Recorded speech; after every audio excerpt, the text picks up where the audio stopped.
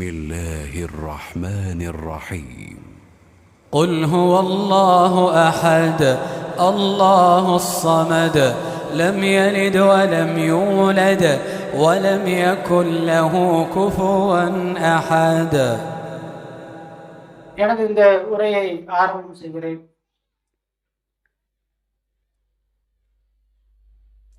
அல்லாஹு தஆலா தன் திருமறை குர்ஆனில் மனிதர்களை பற்றி மற்ற படைப்பினங்களை எல்லாம் தாண்டி மனிதர்கள் மேன்மைப்பட்டவர்களாக இருக்கிறார்கள் என்பதை எப்படி சொல்லி காட்டுகிறான் என்றால், நாம் ஆதமுடைய மக்களை மேன்மைப்படுத்தியிருக்கிறோம். நாம் படைத்த படைப்புகளை எல்லாம் விட இந்த ஆதமுடைய மக்களை நாம் மேன்மைப்படுத்தியிருக்கிறோம் என்ற இந்த திருமறை குர்ஆனுடைய வசனம் என்பது மனிதர்கள் பார்த்து வியக்கக்கூடிய பல்வேறு படைப்பினங்கள் இருக்கிறது. பெரும் பெரும் சிங்கங்கள், காட்டுக்கே ராஜா என்று சொல்லக்கூடிய சிங்கம் இருக்கிறது. அதற்கு எதிர் திசையில் நின்று சண்டை போடுகின்ற புலிகள் இருக்கிறது. அதையெல்லாம் தாண்டி பெரும் பெரும் யானைகள், காட்டு யானைகள் இருக்கிறது. இதையெல்லாம் மனிதன் பார்த்து சில நேரங்களில் அவனுடைய கண்கள் பயன்படுத்துகின்றன, பயப்படுறான் பார்த்து. அப்படியான அதே மனிதன் தான் ஒரு கூடாரத்தில் பல சிங்கங்களை வைத்து மனிதர்களுக்கு வித்தைகளை காட்டக்கூடியவனும் அதே மனிதன் தான். ஒரு சிங்கத்தை பார்த்து மனிதன் பயப்படுகிறான், ஆனால் பல சிங்கங்களை வைத்து நம்மளிடத்திலே பெரும் சர்க்கஸை செய்து காட்டுகிறார்கள். 10 சிங்கங்களை வரிசையாக வைத்து அவன் சொல்வதை அந்த சிங்கங்கள் செய்கிறது. ஆனால் அந்த சிங்கத்தை பார்த்து நாம் பயப்படுகிறோம். பெரும் பெரும் யானைகள், யானைகள் எல்லாம் மனிதர்கள் பார்த்த உடனே முடியாது என்றாவே அவ்வளவு வியப்பாக பயத்தோடு பார்ப்பார்கள். அப்படியான யானைகளை அதே மனிதன் தான் அதை கட்டுப்படுத்தி ஊர்வலத்தில் அழைத்து செல்கிறார்கள். இப்படியான கண்களை கவரக்கூடிய, மனிதன் வியந்து பார்க்கக்கூடிய பலவற்றுக்கும் இதையெல்லாம் விட மனிதன் மேன்மை பொருந்தியவனாக இருக்கிறான் என்று அல்லாஹ் சொல்லி காட்டுவது அவனுடைய அறிவை தான். மற்ற அனைத்து ஜீவராசிகளும் பிறந்ததிலிருந்து இறக்கும் வரை அதற்குரிய பக்குவங்கள் இப்படித்தான் நடக்க வேண்டும் என்பதை அது அறிந்து நடக்காது. ஆனால் மனிதன் மாத்திரம்தான் தன் அளவில் எப்பொழுது அவன் உடலில் ஆரோக்கியமும் சிந்திக்கக்கூடிய அந்த திறனாய்வு வந்தலிருந்து அவனுடைய சிந்தனையே மாறுபட்டு இருக்கும். அதனால்தான் அல்லாஹுவால் படைக்கப்பட்ட படைப்பினங்களிலேயே சிறந்த படைப்பாக அல்லாஹ் சொல்வது மனிதர்களை. அவனுடைய சிந்தனைகள் இறந்த இடத்திலிருந்து இன்றைக்கு கண்டுபிடிக்கப்பட்ட பல்வேறு சாதனங்களை நீங்கள் சிந்தித்து பாருங்கள்.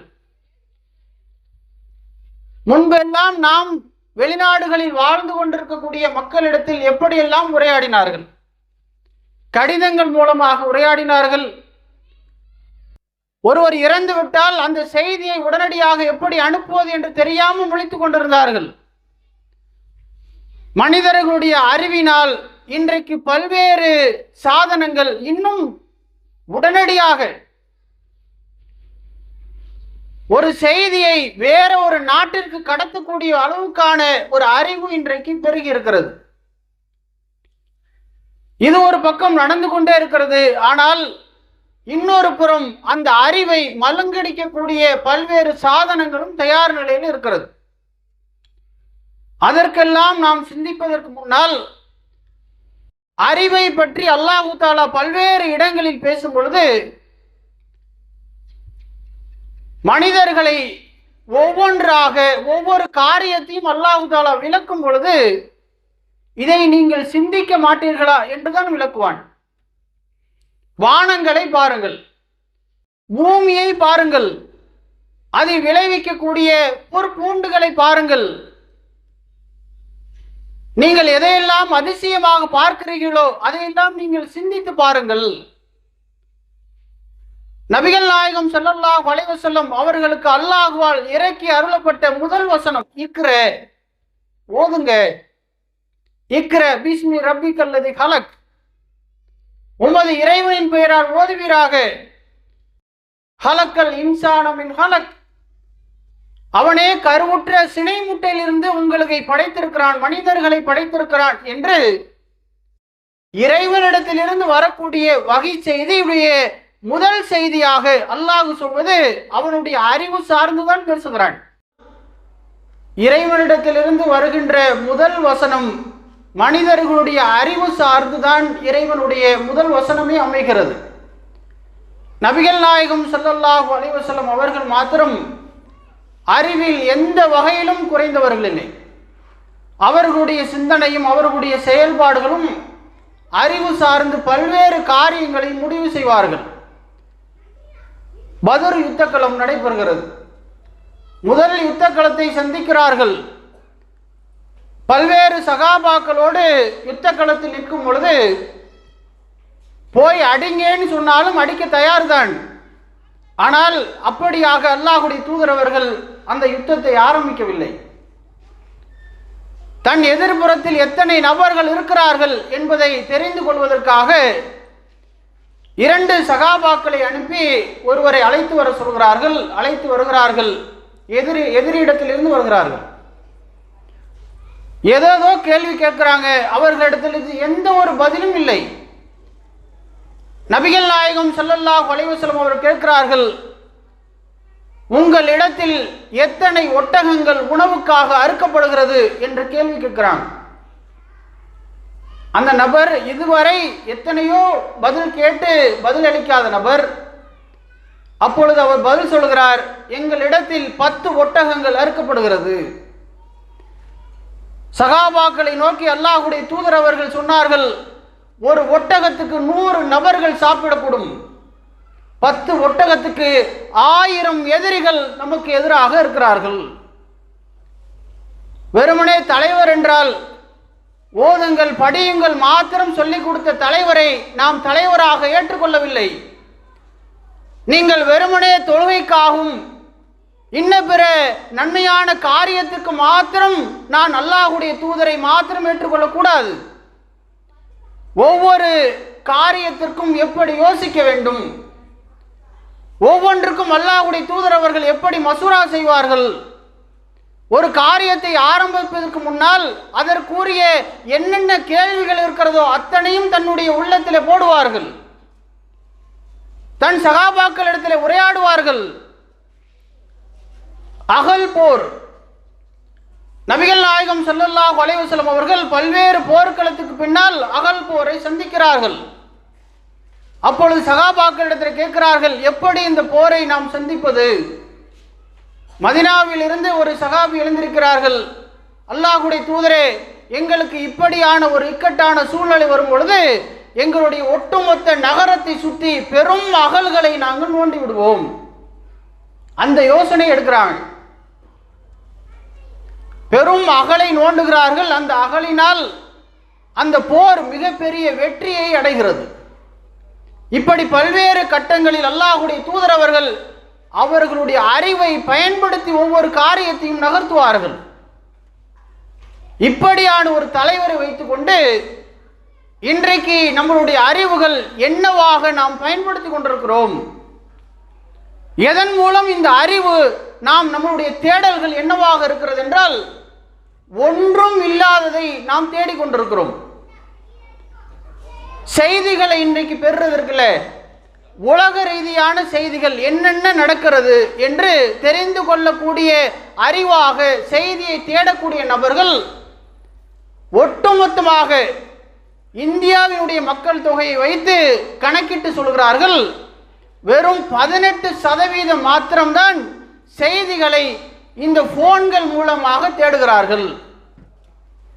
உலக நடைமுறை செய்திகள், அறிவு சார்ந்த செய்திகள், நம்மளை சுற்றி என்னென்ன நடக்கிறது என்று தெரிந்து கொள்வதற்காக நாம் எத்தனை பேர்கள் நம்மளுடைய செல்போன்களை பயன்படுத்துகிறோம்?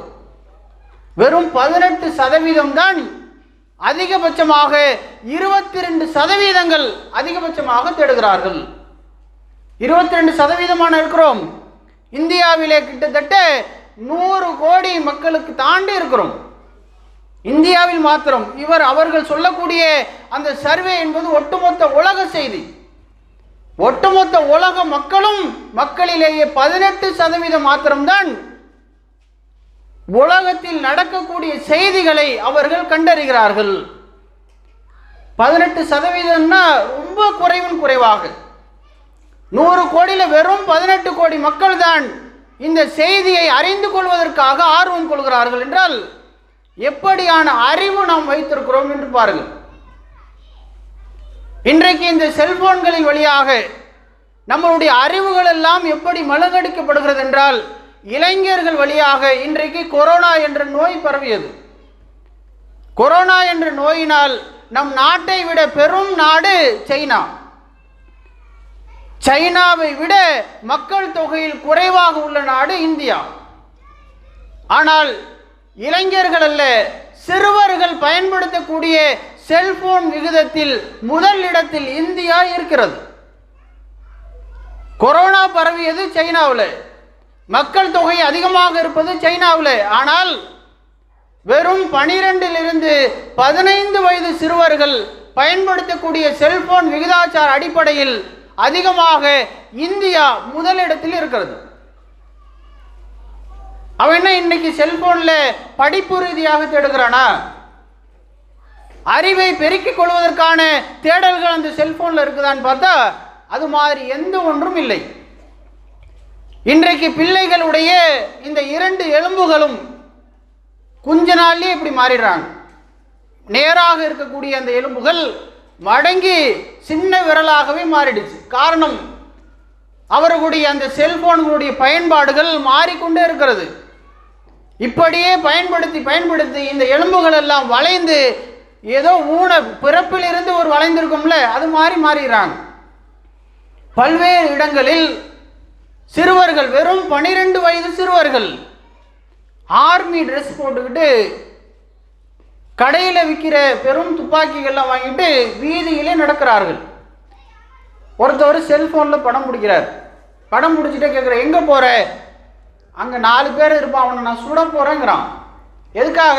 ஆர்மி ட்ரெஸ் போட்டுக்கிட்டு பெரும் துப்பாக்கி, இன்னும் உண்மையான துப்பாக்கி வச்சிருக்கிற மாதிரியும் தன்னை ஒரு ஆர்மி மேன் மாதிரி நினச்சிக்கிட்டு அவனுடைய ஒட்டுமொத்த எதை அல்லாஹுவால் மேன்மை பொருந்தியதாக இறைவன் சொல்லி காட்டுகிறானோ, இன்றைக்கு அந்த அறிவுகள் எல்லாம் ஒன்றும் இல்லாத அறிவுகளாக மாறிக்கொண்டிருக்கிறது. ஒட்டுமொத்த மூளையிலும் கேம் தான் போய் பதியுது. வேறு எந்த ஒன்று சிந்தனையும் இல்லாமல் இன்றைக்கு மனிதர்களுடைய அறிவுகள் எல்லாம் மழுங்கடிக்கப்பட்டு கொண்டே இருக்கிறது. அந்த அறிவுகளை, மேன்மை உடைய அறிவை நாம் இன்றைக்கு ஒன்றுமில்லாத கேம்கள் வழியாக மழுங்கடிக்கப்படுகிறது. அதை எத்தனை பேர்கள் சிந்திக்கிறோம்? போதை பொருட்கள் வழியாக இன்றைக்கு பல்வேறு இளைஞர்களுடைய அறிவுகள் மழுங்கடிக்கப்படுகிறது. 7% அவர்கள் சாப்பிடக்கூடிய உணவுகளால் பல நபர்கள், 7 1 நபர் அவருடைய மூளையுடைய பாதிப்பு அடைகிறார். வேற எதையோ சாப்பிடுறது, சாப்பிடக்கூடிய உணவு பழக்கத்தை மாற்றுவதனால் 7 1 அவருடைய அறிவு மழுங்கடிக்கப்படுகிறது. 13 1 அவர்கள் உட்கொள்ளக்கூடிய போதை பொருளால், ஆல்கஹால் இருக்குல்ல, இன்றைக்கு வீதி முழுக்க அந்த கவர்மெண்ட்டை நடத்துறாங்க. 13 1 இப்படியான ஒரு பாதிப்பு மூளையில் மழுங்கெடுக்கப்படுகிறது. அவர் குடிக்கக்கூடிய போதை பொருளால். அதை தாண்டி 17 1 கஞ்சா உட்கொள்வதனால் அவருடைய ஒட்டுமொத்த மூளையும் மழுங்கடிக்கப்படுகிறது. 17 1 நபர் என்றால் ஒட்டுமொத்த கணக்கை நீங்கள் எடுத்து பாருங்கள். 100 கோடி மதிப்பில் இருக்கக்கூடிய இந்திய தொகை கிட்டத்தட்ட 66 கோடியே 25 லட்சம் பேர் மது போதையிலேயே இருக்கிறார்கள். இது ஒட்டுமொத்த அமெரிக்காவினுடைய ஆய்வறிக்கையில் சொல்லப்படுகிறது. இந்தியாவை பற்றி சொல்லப்படுகிறது.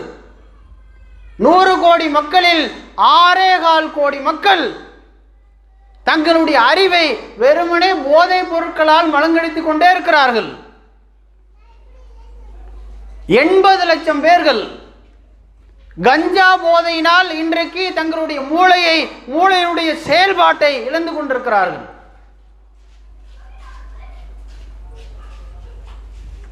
6.5 லட்சம் பேர்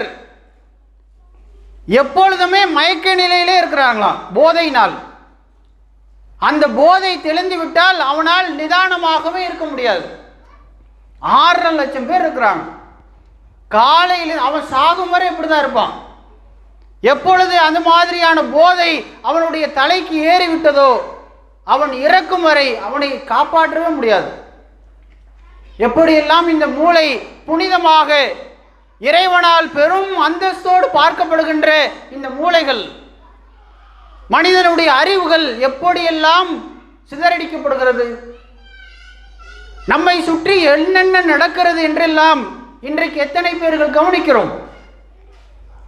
தன்னுடைய பிள்ளைகள் என்னவாக வளர்ந்து கொண்டிருக்கிறார்கள்?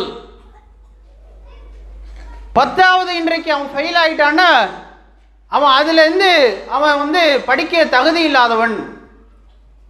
எத்தனை பெற்றோர்கள் இன்றைக்கு படிப்பு என்பது எவ்வளவு முக்கியத்துவம் வாய்ந்தது என்று அனைவருக்கும் தெரியும். அவருடைய பிள்ளை படிக்கவில்லை என்றால் அதற்கு காரணம் அவர்களுடைய பெற்றோர்கள் படித்திருக்க மாட்டார்கள். 10வது ஃபெயிலா தான் போவாங்க. வீட்டில் சொல்லிக் கொடுப்பதற்கான ஆள் இல்லை. 10th ஃபெயில் ஆயிட்டானா அவனுக்கு ஆட்டோ வாங்கி கொடுத்துட்றாங்க. என்னவோ அவன் விரும்பிய ஒன்றாக அவனுடைய வாழ்க்கை மாறுகிறது. நம் நாட்டினுடைய விவோ போஸ்ட் இருக்குல்ல, விவோன்னு என்னன்னு தெரியுங்களா? வில்லேஜ் அட்மினிஸ்ட்ரேட்டர்னு ஒரு ஊருக்கு 2 பேராவது இருப்பாங்க. நாம இந்த இடத்துல தான் என் வீடு இருக்குதுன்னு நீங்க போய் ஒருவர்கிட்ட கையெழுத்து வாங்கி கலெக்டர் ஆபீஸ்ல கொடுக்கணும்னா கூட அவர் யாரோட கையெழுத்து கேட்பார்? விவோவோட கையெழுத்து தான் கேட்பார். நான் எந்த வீட்டில் இருக்கேன்னு விவோ தான் கையெழுத்து போடணும்.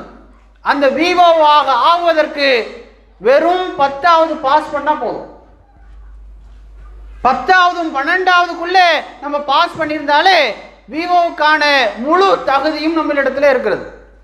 எத்தனை நபர்களுக்கு தெரியும்? எத்தனை நபர்கள் அதற்குரிய பிள்ளைகளை நாம் வளர்த்து கொண்டிருக்கிறோம்? 10வது ஃபெயில் ஆயிட்டியா, பரவாயில்ல, அதை எப்படியாவது பாஸ் பண்ணு, 2 வருஷம் ஆனாலும் பரவாயில்ல. ஒவ்வொரு பேப்பராக அவனை பாஸ் பண்ண வச்சு அடுத்த கட்டத்துக்கு நகரக்கூடிய பெற்றோர்கள் எத்தனை நபர்கள் இருக்கிறார்கள்?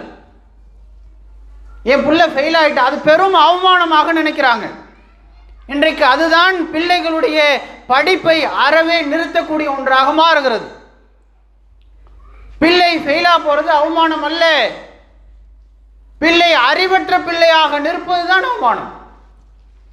ஒன்றும் தெரியாத பிள்ளைகளாக, போதைப் பொருள் உட்கொள்ளக்கூடிய பிள்ளைகளாக மாறுவதுதான் பெற்றோர்களுக்கு அவமானமே தவிர பிள்ளைகள் ஃபெயிலா போவது அவமானமே இல்லை. அவர்களை பொறுமைப்படுத்தி திரும்ப திரும்ப படிக்க வைத்து 10th பாஸ் பண்ண வைங்க.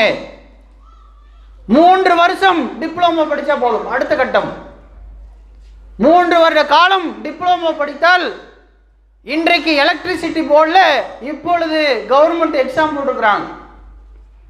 2 வருஷம் படித்து எக்ஸ்பீரியன்ஸ் இருந்தால் அவர்கள் அனைவரும் இந்த எக்ஸாம் எழுதலாம். ஒவ்வொருத்தவர்களுக்கும் 20,000 60,000 வரை அதனுடைய சம்பளம் நியமிக்கப்பட்டிருக்கிறது. எத்தனை பேர்கள் கவர்மெண்ட் எக்ஸாம் எழுதுவதற்கான தன்னுடைய பிள்ளைகளை தயார்படுத்தி கொண்டிருக்கிறோம். அவன் டிப்ளமோ படித்தாலும் சரி, அவன் படிக்கலைன்னாலும் பரவாயில்ல, ஆனால் எங்கே சம்பளம் வாங்கினேன், இந்தியாவில் மாத்திரம் வாங்கிவிடக்கூடாது.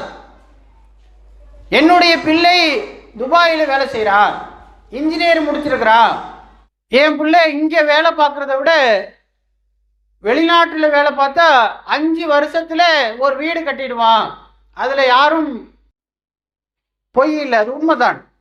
இறைவன் நாடினால் அங்கே இன்னும் கூடுதலாக சம்பளம் கிடைக்கும். ஆனால் இங்கு ஒரு ஊராட்சியில் உங்கள் மகன் வேலை பார்த்திருந்தால், ஒரு பேரூராட்சி ஆபீஸில் வேலை பார்த்திருந்தால், அஸ்ஸாமில் பெரும் பல வருடங்களாக குடிமக்களாக இருந்த இஸ்லாமியர்கள் நீங்கள் இந்த நாட்டினுடைய குடிமகன் இல்லை என்பதை சொல்லியிருக்க மாட்டார்கள். அஸ்ஸாமிலே தான் முதலாக என்ஆர்சி என்ற அந்த சட்டத்தை அமல்படுத்தினார்கள். நான் இந்த நாட்டினுடைய குடிமகன் என்பதை நான் தான் நிரூபணம் செய்ய வேண்டும். அரசாங்கத்திற்கு பல்வேறு ரெக்கார்டை கொடுக்கணும். அந்த ரெக்கார்டு எடுக்கக்கூடிய இடத்தில் யார் இருப்பார்கள்? கலெக்டர் அந்த ரெக்கார்டு இருப்பாரா? பெரும் பெரும் அரசியல்வாதிகள் ரெக்கார்டு எடுக்க மாட்டாங்க. ஊராட்சியிலே வேலை பார்ப்பவர்கள், பேரூராட்சியிலே வேலை பார்க்கக்கூடிய அந்த ஸ்டாஃப் தான் ரெக்கார்டு எடுப்பாங்க. எத்தனை நபர்கள் அந்த வேலையை பிடிப்பதற்கான பல்வேறு முயற்சிகளை மேற்கொள்கிறோம்? யாருமே இல்லை. இன்றைக்கு இந்த ஊரில் ஒருவராவது நாம் கவர்மெண்ட் சம்பளம் வாங்குறவங்க எத்தனை பேர் கேட்டனா ஒருத்தவங்களுக்கும் தெரியாது. யாருமே இல்லை. இது இந்த ஊரில் மாத்திரமில்லை, எல்லா ஊரிலும் இருக்கிறது. 10 ஊரில் ஒருவர் இருப்பார், 20 ஊரில் 5 பேர் இருப்பாங்க. இப்படித்தான் கணக்கிட்டு சொல்ல முடியும் அளவிற்கான மாவட்ட அளவில் எடுத்தால் கூட இருக்கும். அந்த 5 பேரை நீங்க கணக்கிட்டு சொல்ல முடியும். அப்படித்தான் இன்றைக்குடைய அரசாங்கம் சம்பளம் வாங்கக்கூடிய நபர் முஸ்லிம்களாக யாருமே இல்லை, 1% கூட இல்லை. அப்படியான சதவீதத்தில் நாம் இருக்க வேண்டிய கட்டாயம் இன்றைக்கு இருக்கிறது. ஏன் அந்த கட்டாயம் இருக்கிறது என்றால், 1947 இந்த நாடு பெரும் சுதந்திர பெற்ற நாடாக ஆகஸ்ட் எத்தனாம் தேதிங்க? எத்தனை பேருக்கு தெரியும் நாடு என்றைக்கு சுதந்திரம் பெற்றுச்சு? சரி, நீங்க எல்லாம் சுதந்திரமா இருக்கிறீங்களா? இந்த நாட்டினுடைய முஸ்லிம்கள் சுதந்திரத்தோடு இருக்கிறார்களா என்றால், அவர்கள் தொழக்கூடிய பள்ளிகள் கூட இன்றைக்கு சுதந்திரமற்ற நிலை இருக்கிறது. இன்னைக்கு வாரணாசியில் ஒரு பள்ளிக்கு அடியில் இன்றைக்கு பூஜை நடைபெற்றிருக்கிறது. நீதிபதிகள் அதற்குரிய உத்தரவு தெரிவித்திருக்கிறார்கள். அதற்கு கீழே நீங்க பூஜை செஞ்சுக்கலாம், மேலே முஸ்லிம்கள் தொழுகிறார்கள், கீழே அதற்குரிய பூஜைகள் நடைபெறுகிறது. ஒரு இஸ்லாமியராவது அங்கே இருந்திருந்தால், பல்வேறு இஸ்லாமிய நீதிபதிகள் அங்கே இருந்திருந்தால், நாம வேற இடத்துல இந்த கேஸை போட்டு ஜெயிக்க முடிகிற வாய்ப்பு இருக்கிறதா இல்லையா? இந்த நாட்டினுடைய சட்டமும் இருக்கிறது. யாருடைய சொத்திலும் இன்னொருவர் போய் நுழையவே முடியாது. எந்த இடத்துல? என்னுடைய சொந்த இடத்தில் வேறு ஒருவரை நான் குடி வைத்திருக்கிறேன், வாடகைக்கு இருக்கிறார், அவரை கூட நான் காலி பண்ண முடியாது. 6 மாதத்துக்கு முன்னால் நோட்டீஸ் கொடுக்காம என் சொந்த வீடாக இருந்தாலும் வாடகைக்கு தங்கியிருப்பவரை வெளியேற்றக்கூடாது. நாட்டினுடைய சட்டம் அது. ஆனால் எந்த ஒரு பாரபட்சமும் இல்லாமல் இன்றைக்கு முஸ்லிம்களுடைய அவர்கள் மீது இருக்கக்கூடிய அந்த காழ்ப்புணர்வுகள் மோசமாக மாறிக்கொண்டிருக்கிறது. ஏன் இப்படியான ஒரு சூழ்நிலை என்றால், சமீபத்தில் சோனியா காந்தியுடைய மகன் பேசுகிறார். ஒருவேளை நாங்கள் ஜெயித்து இந்த நாட்டினுடைய பிரதமராக வந்தாலும் இந்த நாட்டை உங்களுக்கு ஆளக்கூடியவர்களாக ஆர்எஸ்எஸ் காரர்கள் தான் இருப்பார்கள், அதை நாங்கள் சரி பண்ணுவதற்கே பல வருடங்கள் எடுக்கும்ங்கிறார். ஏன் தெரியுமா? பல்வேறு நீதிமன்றங்களில் அவர்கள் இருக்கிறார்கள், பல்வேறு போலீஸ் இலாக்காக்களில் பெரிய பெரிய இடங்களில் ஐஜியாக டிஎஸ்பியாக உத்தரவு போடக்கூடிய இடங்களில் இருக்கிறார்கள். கீழே வேலை செய்யக்கூடிய நபர்களாக கூட முஸ்லிம்கள் அரசாங்க உத்தியோகத்தில் இல்லை. இது பெரும் நஷ்டமாக நாளை ஏற்படும். இன்றைக்கு ஓட்டுக்காக வேண்டால் இங்கு ஆளக்கூடிய பல்வேறு கட்சிகள் நாங்கள் சிஏவுக்கு எதிரானவர்கள். இன்றைக்கு திமுகவுடைய அறிக்கை. நம் தமிழ்நாட்டினுடைய முதலமைச்சர் சொல்கிறார், சிஏஏ ஒருபோதும் தமிழ்நாட்டுக்குள் வராது. சிஏஏ இல்லைன்னா அந்த வார்த்தை சொல்ல வேண்டிய அவசியமே இல்லையே. சிஏஏக்காக எவ்வளவு போராட்டங்கள் செய்தோம். அந்த போராட்டங்கள் எத்தனை நபர்களுக்கு நினைவில் இருக்கிறது? ஏன் அந்த போராட்டங்கள் நிறுத்தப்பட்டது? கொரோனா என்ற நோயினால் நிறுத்தப்பட்டது. இல்லை என்றால் அன்றைக்கே அந்த சிஏஏவை இறைவன் அருளால் அதை நிறுத்தியிருப்போம்.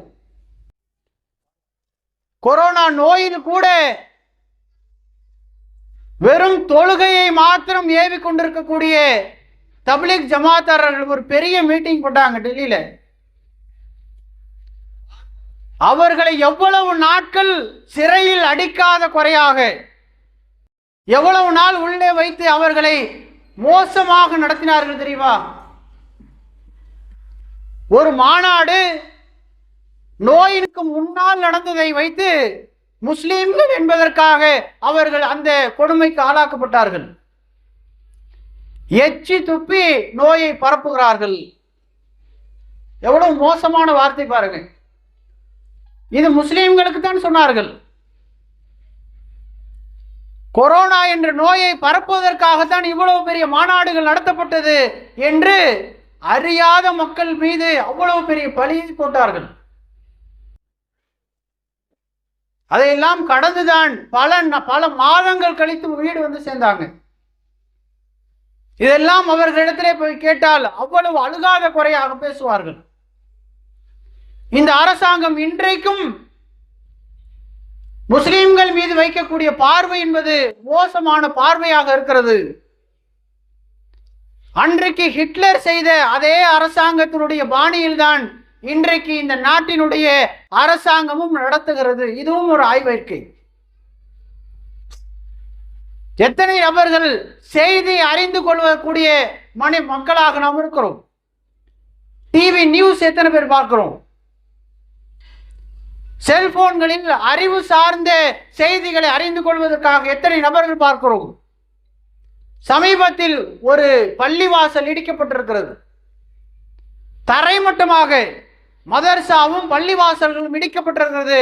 எந்த நகரம் சொல்லுங்க? எந்த அளவிற்கு இடித்தார்கள் தெரியுமா? சிறுவர்கள் படிக்கக்கூடிய மதர்சாக்களில் அவர்கள் வைத்திருக்கக்கூடிய ஆடைகள் எவ்வளவு பெரிய ஆடை, ஒரு 5, 6, 10 ஆடை வைத்திருப்பார்கள். அந்த ஆடையை கூட எடுக்க அனுமதிக்காமல் தகர்த்தெறிகிறார்கள். ஒரு பில்டிங் அவ்வளவு எளிதாக எல்லாம் அரசாங்கம் இடிக்க முடியாது. ஒரு முறை நோட்டீஸ் கொடுக்கணும், பல முறை வந்து சந்தித்து அனைவரையும் காலி பண்ணிட்டு அதற்கு பல நாட்கள் வைத்து தான் இடிப்பாங்க. ஒரு பில்டிங்கே எடுக்கணும்னு நினைச்சா எவ்வளவு எளிமையாக ஒரு இவ்வளவு பெரிய மதத்தை சார்ந்தவர்களுடைய புனித ஸ்தலத்தை இடிக்கிறார்கள் என்றால் நாம் என்னவாக நம்மளுடைய பிள்ளைகளை வளர்க்க இருக்கிறோம்? நம்மளுடைய பிள்ளைகள் படித்து நல்ல இடங்களில் அரசாங்க வேலைகளில் அமர செய்தால் மாத்திரம்தான் இப்படியான பல்வேறு அம்சங்கள் மாறும். 1947 காந்தி கொல்லப்படுகிறார். காந்தி கொன்று ஒரு சில நாட்களில் அதை சார்ந்த மக்களை பிடிக்க முடியாமல் சுத்துகிறார்கள். கொன்றவரை பிடித்துட்டாங்க, கொல்ல சொல்லி அனுப்பிய கூட்டத்தை பிடிக்க முடியல. அந்த நேரத்தில் நாட்டினுடைய பிரதமராக இருந்த நேரு கடிதம் எழுதுகிறார். உள்துறை அமைச்சராக இருக்கக்கூடிய வல்லபாய் பட்டேலுடைய சிலை நமக்கு தெரியும். ஏன் இவ்வளவு பெரிய சிலை வைத்திருக்கிறார்கள் என்று இதனுடைய வரலாற்றை நீங்கள் அறிந்து கொண்டால் உங்களுக்கு தெரியும். பட்டேலுக்கு அவர் கேட்கிறார், ஏன் காந்தியை கொன்ற கூட்டத்தை இன்றளவு உங்களால் பிடிக்க முடியவில்லை என்று கேட்கும் பொழுது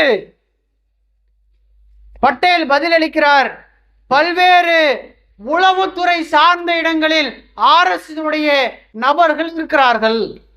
1947 இருக்கிறாங்க. சுதந்திர பெற்ற காலத்திலேயே அரசாங்க இடத்தில் உளவுத்துறையில் அவர்கள் வசித்து அன்றைக்கு யாரையுமே அவர்களால் பிடிக்க முடியவில்லை. அப்பொழுதே அவ்வளவு மோசமான நிலை என்றால், அதனால்தான் இன்றைக்கு பிரதமராக வந்தாலும் அதனுடைய ஆட்சி RSS ஆட்சியாகத்தான் இருக்கும் என்று சொல்றாங்கன்னா சும்மா இல்லை. அவ்வளவு இடங்களை நிரப்பியிருக்கிறார்கள். பல்வேறு ஆட்சி அதிகாரத்தில் அமர்ந்திருக்கிறார்கள். அரசியல்வாதிகளால் அல்ல, அரசாங்க அதிகாரிகளால், நீதிபதிகளால், ஐஜிகளால், பல்வேறு உளவுத்துறை சார்ந்த பெரும் பெரும் இடங்களில் அமர்ந்திருக்கிறார்கள். அந்த இடங்களில் நாமும் அமராத வரை நம்மளால் எதையும் சரியாக மாற்றிவிட முடியாது. ஆனாலும் அஸ்மா ரலியல்லாஹு அன்ஹு அவர்களுடைய செய்தியை சொல்லி இதனுடைய நிகழ்ச்சியை நிறைவு செய்கிறோம். அஸ்மா ரலியல்லாஹு அன்ஹு அவருடைய மகன் அப்துல்லா அவர்கள் நபிகள் நாயகம் ஸல்லல்லாஹு அலைஹி வஸல்லம் அவர்கள் இறந்த பிறகு ஒரு பெரும் கொடுங்கோல் ஆட்சியாளன் வருகிறான். யூசுப் என்ற ஆட்சியாளன் வருகிறான். யாரெல்லாம் இந்த ஹக்கிலே உறுதியோடு இருக்கிறார்களோ அவர்களை எல்லாம் கொன்று குவிக்கக்கூடிய ஆட்சியாளன். அப்துல்லா அவர்களை அடித்து சித்திரவதை செய்து தொங்க விடுகிறான். ஏன் தொங்க விடுகிறான் என்றால், அவர்களை பார்த்து யாரும் இஸ்லாத்திலே வந்து விடக்கூடாது, இஸ்லாத்திலே உறுதியோடு இருக்கக்கூடாது என்பதற்காக அடித்து தொங்க விடப்படுகிறார். அவர்களுடைய தாயார் அஸ்மா அவர்களை அவன் அழைக்கிறான். அஸ்மா ரலியல்லாஹு அன்ஹு அவர்களை அழைக்கிறார்கள், வரமாட்டேங்கிறாங்க. நான் ஏன் அவனை வந்து பார்க்கணும், நான் வரமாட்டேன். ரொம்ப கூப்பிட்டு வர முடியாத சூழ்நிலை வந்த பிறகு அவனே அஸ்மா ரலியல்லாஹு அன்ஹு அவர்களை பார்க்க வருகிறான். உன்னுடைய மகனுடைய கேதியை பார்த்தாயா என்று கேட்கிறான். என்னுடைய மகன் இந்த உலகத்தில் நீ நாசப்படுத்தி இருக்கலாம். இந்த வசனம் ஒவ்வொரு தாய்மார்களுக்கும் ஞாபகம் வரட்டும். ஒவ்வொருத்தரும் நினைவிலே வைக்க வேண்டிய வசனங்கள். பல நேரங்களில் ஹக்கிலே இஸ்லாத்திலே இருப்பதினால் நமக்கு நடக்கின்ற பல்வேறு துரோகங்கள், பல்வேறு அநியாயங்கள், நாம் சொல்லக்கூடிய பதில் என்னவாகத்தான் இருக்க வேண்டும். என் மகன் இந்த உலகத்திலே அழிந்து நாசமாக்கி இருக்கலாம், ஆனால் உன்னுடைய அழிவு நீ மறுமையிலே நாசமாக்கி விட்டாய், மறுமையிலே உனக்கான அழிவை நீ தேடிக்கொண்டாய் என்று அவர்கள் சொன்னார்கள். சொன்னாம விட்டுருவானா? ஆனால் அவ்வளவு தைரியமாக பேசினார்கள். அது உண்மை. இந்த உலகத்தில் அவர்களுடைய ஆட்சியினால், அதிகாரத்தினால் இருப்பவர்களை என்னவாக வேண்டாலும் செய்யலாம். ஆனால் மறுமையில் இறைவனுடைய பிடியில் அவர்களால் தப்பிக்கவே முடியாது. அல்லாஹ்வால் சொல்லப்பட்ட இறை வசனம் இருக்கிறது. தளர்ந்து விடாதீர்கள், கவலைப்படாதீர்கள், உறுதியோடு இருந்தால் நீங்களே வெற்றியாளர்கள் என்ற இறை செய்தியோடு என்னுடைய உரையை நிறைவு செய்கிறேன். வாஹிருதவானா அல்ஹம்துலில்லாஹி ரப்பில் ஆலமீன். அஸ்ஸலாமு அலைக்கும் வரஹ்மத்துல்லாஹி வபரகாத்துஹு. தமிழ்நாடு தௌஹீத் ஜமாத்தின் நடுநிலை சமுதாயம் மற்றும் செய்திகள், வாசகர் பக்கம், வேலைவாய்ப்பு செய்திகள், ஒடுக்கப்பட்ட சமுதாயத்தின் உரிமை குரலாக பாதுகாத்து வைக்க வேண்டிய வரலாற்று ஆவணமாக நடுநிலை சமுதாயம் வார இதழ். வாங்கி படியுங்கள், வாங்க தூண்டுங்கள்.